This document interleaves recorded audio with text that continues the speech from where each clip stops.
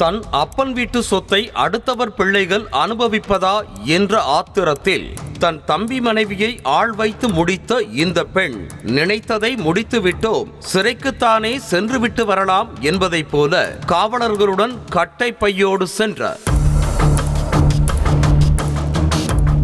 தூத்துக்குடி மாவட்டம் ஓட்டப்பிடாரம் அருகே புதியம்புத்தூர் பகுதியைச் சேர்ந்தவர் 38 வயது காளியம்மாள். இவரது கணவர் ஜெயபால் கடந்த 5 ஆண்டுகளுக்கு முன்பாக விபத்து ஒன்றில் உயிரிழந்தார். இதனையடுத்து தனது மகள் மற்றும் 2 மகன்களோடு தனியாக வாழ்ந்து வந்தார் காளியம்மாள். இந்த நிலையில் கோவை பெரியநாயக்கம்பாளையம் பகுதியில் இரும்பு வியாபாரம் செய்து வரும் லட்சுமணன் என்பவரின் மகன் ராமச்சந்திரன் தனது சொந்த ஊரான புதியம்புத்தூருக்கு ஊர் திருவிழா, உறவினர் வீட்டு சுப நிகழ்ச்சிகள் ஆகியவற்றிற்காக அடிக்கடி வந்து சென்றிருக்கிறார். அப்போது காளியம்மாள் மீது காதல் மலர்ந்து முறைப்படி 2வது திருமணமும் செய்து கொண்டார் ராமச்சந்திரன். 28 வயதே ஆன தனது மகன் தன்னை விட 10 வயது மூத்த பெண்ணை காதலித்து திருமணம் செய்வதா, அதுவும் 3 பிள்ளைகள் உள்ள ஒரு தாயுடன் வாழ்வதா என்ற எரிச்சலில் லட்சுமணன் குடும்பத்தார் இருந்ததாக தெரிகிறது. அதிலும் ராமச்சந்திரனின் அக்காவான விஜயலட்சுமிக்கு காளியம்மாளை கண்டாலே ஆகாது என கூறப்படுகிறது. மகன் திருமணத்தை ஏற்றுக்கொள்ளாத லட்சுமணன் தனது இரும்பு கடையையும் மகள் விஜயலட்சுமியிடம் கொடுத்து கவனித்துக் கொள்ளுமாறு கூறியதாக தெரிகிறது. இதனால் கோவையில் தனியாக வசித்து வந்த ராமச்சந்திரன் அவ்வப்போது மனைவி காளியம்மாளை போய் பார்த்துவிட்டு வந்ததாக சொல்லப்படுகிறது. இரும்பு கடை கல்லாவில் இருந்த விஜயலட்சுமிக்கு தனது அப்பாவின் சொத்து மீது ஒரு கண்தான்.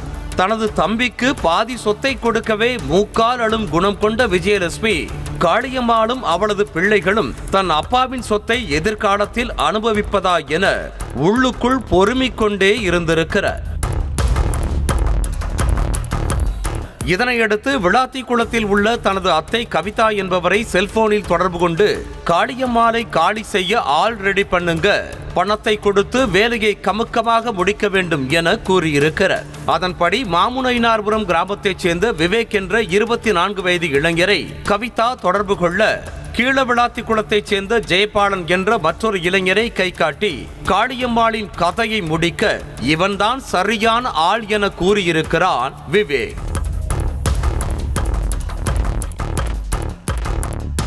இதன் பின்னர் தனது இரும்பு கடையில் பணிபுரிந்த கலைச்செல்வன் என்ற இளைஞரின் செல்போனில் இருந்து ஜெயபாலனை தொடர்பு கொண்ட விஜயலட்சுமி காளியம்மாளை கதம் செய்தால் லம்பாக 3 லட்சம் தருவதாக கூறியதோடு கடந்த 3 மாதங்களுக்கு முன்பாக அட்வான்ஸாக 50,000 கூகுள் பேயில் அனுப்பியிருக்கிறார். பணத்தை வாங்கிய ஜெயபாலன் பணத்தை காலி செய்தானே தவிர காளியம்மாளை காலி செய்யவில்லை.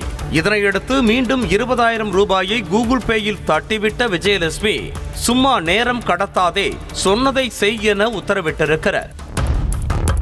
பணம் வந்து விழுந்ததும் பைக்கை எடுத்த ஜெயபாலன் தான் கால்நடை மருத்துவர் என கூறி காளியம்மாள் வீட்டுக்கு சென்றதோடு உங்கள் வீட்டு நாய்க்கு ஊசி போட வேண்டும் என கூறி உள்ளார். ஜெயபாலனை நம்பிய காளியம்மாள் தனது நாயை நன்றாக பிடித்துக் கொண்டிருக்க ஜெயபாலனோ தான் கொண்டு வந்திருந்த சுருக்கு கயிற்றால் காளியம்மாளின் கழுத்தை இறுக்கி கொலை செய்திருக்கிறார். பின்னர் சடலத்தை வீட்டின் அருகே உள்ள சந்து பகுதியில் போட்டுவிட்டு எஸ்கேப் ஆகியிருக்கிறார். இந்த நிலையில் வழக்கம் போல பள்ளி முடிந்து வீட்டுக்கு வந்த பிள்ளைகள் சந்துக்குள் சடலமாக கிடந்த தனது தாயை பார்த்து அதிர்ச்சியில் கண்ணீர் சிந்தினர். இதனையடுத்து அக்கம் பக்கத்தினர் அளித்த தகவலின் பேரில் சம்பவ இடத்திற்கு வந்த போலீசார் மேற்கொண்ட விசாரணையில் காளியம்மாளை கொலை செய்தது யார், எதற்காக கொலை செய்தார் என்ற முழு விவரமும் தெரிய வந்துள்ளது.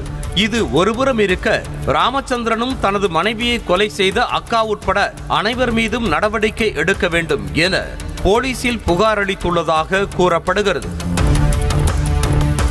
ராமச்சந்திரனின் அக்கா விஜயலட்சுமி, கவிதா, ஜெயபாலன், கலைச்செல்வன், விவேக் ஆகிய 5 பேரையும் போலீசார் கூண்டோடு கைது செய்தனர். ஏற்கனவே தந்தையை இழந்த காளியம்மாளின் பிள்ளைகள் 3 தற்போது தாயையும் இழந்து வாடுகின்றனர். காளியம்மாளின் 3 பிள்ளைகளையும் தான் வளர்ப்பதாகவும் கடைசி வரை செய்ய வேண்டிய அனைத்து கடமைகளையும் தான் செய்வேன் என்றும் போலீஸ் ஸ்டேஷனில் வைத்து ராமச்சந்திரன் கூறியதாக சொல்லப்படுகிறது. அது நடந்தால் நல்லது என்பதே புதியம்புத்தூர் மக்களின் எண்ணமாக உள்ளது.